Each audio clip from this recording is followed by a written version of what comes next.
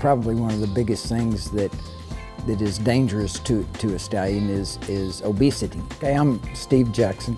I'm a nutritionist for horses. I do the rations for most of the Darley farms here, England, Ireland, Japan. I formulate the feeds. We contract with somebody to make those feeds based on specifications.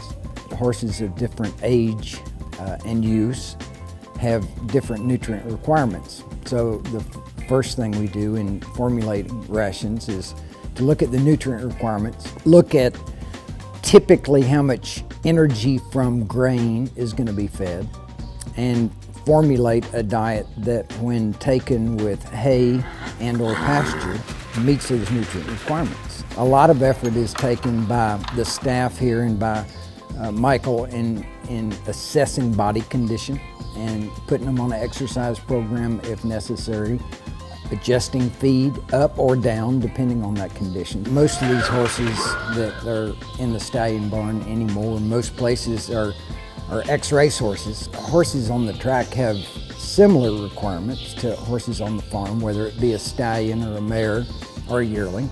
It's just the amount of each nutrient that they would require. So for instance, typical racehorse diet is about 15 pounds of feed and 15 pounds of hay. And you know, this feed that we're feeding the stallions would be a good racehorse diet because I know they'd eat it. So when they come home, obviously the energy requirement for breeding mares or being a stallion is about half that of being a racehorse. So the thing that we sometimes have to do is concentrate the nutrients a little bit compared to a racehorse diet because they're eating less of it. So this diet that we're using now, at a range of 6 to 10 pounds with good hay, is going to meet all of their requirements, whereas a racehorse would have them on 14 to 18 pounds. That's solely due to the energy cost of running, of staying in training every day. That's at the high end of the energy required. And then, a lot of people say, well, it's hard work to breed mares. It's not, depending on mentality.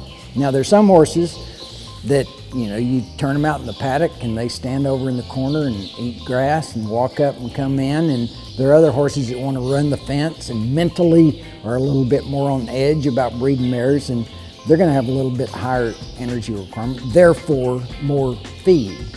And we try to, particularly the stallion manager, tries to find what he thinks is the ideal weight for a horse. And they don't want you to vary, or they don't want the horse to vary much from that. We feel like that there is less soundness problems with a horse that's lighter weight. There are fewer heart attacks. There's less colic. If you keep that horse healthy and in a fairly athletic state, this horse is going to have greater longevity.